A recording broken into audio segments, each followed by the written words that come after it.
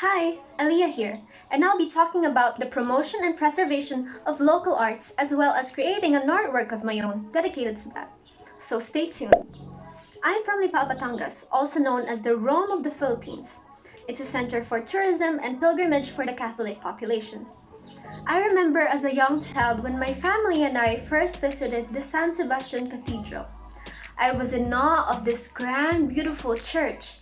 It has an intricately painted dome inside, imposing columns and great arches, and even up to this day, every time that I visit the cathedral, it never fails to fascinate me.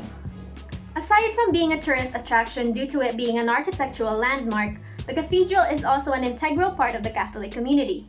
This draws people from all over the country for pilgrimage and yearly visita iglesias. The Metropolitan Cathedral of San Sebastian Lipa, more commonly known as the Lipa Cathedral for short, has a long history of construction, destruction, and restoration. So, for my artwork, I wanted the main focus to be on the Romanesque architectural style of the cathedral and how it plays with shadow and light. I also wanted the art style to mimic old historical drawings of buildings you often see in old textbooks. Here's the reference picture that I used, by the way. And to best capture this, I used graphite pencil and a brush on sketchbook paper. I started off with a rough sketch of the church's outline and then slowly began to fill it all in, starting with the left sections of the drawing in order to avoid some smudges.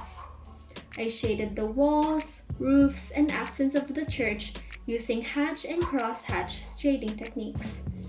Additionally, I also used dry brush technique, utilizing the use of crushed up graphite with a brush to also give the drawing some dimension. I continued on that until my cat eventually joined in on the party. But I had to continue on with my work eventually, so I had to say bye-bye for now.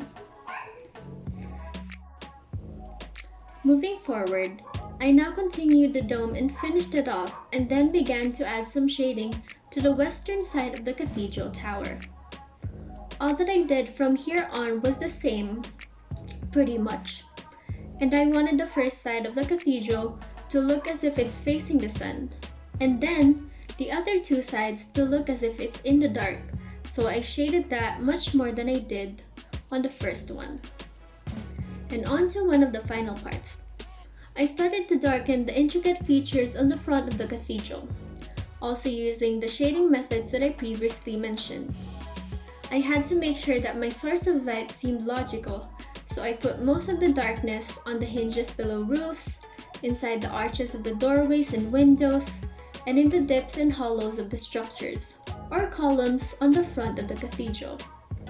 This is one of the easy parts of making this portrait, since the last few parts required the least shading of them all. I then added my signature and started to sketch out one of the finishing touches.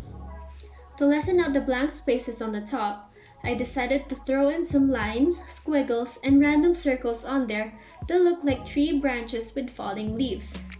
And then voila! My drawing is finally finished. In this artwork, I aim to showcase and demonstrate the beauty of the San Sebastian Lipa Cathedral in a way that is both historic and also nostalgic.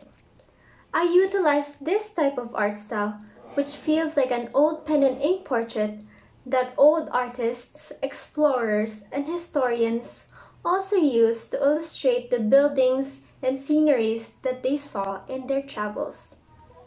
With my drawing of this magnificent architectural structure of the city cathedral, I hope to evoke the feeling of nostalgia, awaken the desire, and feed the curiosity of the people to visit the actual Metropolitan Cathedral of San Sebastian, and thus contribute to the preservation and promotion of our local arts through tourism. Thank you so much for watching my video.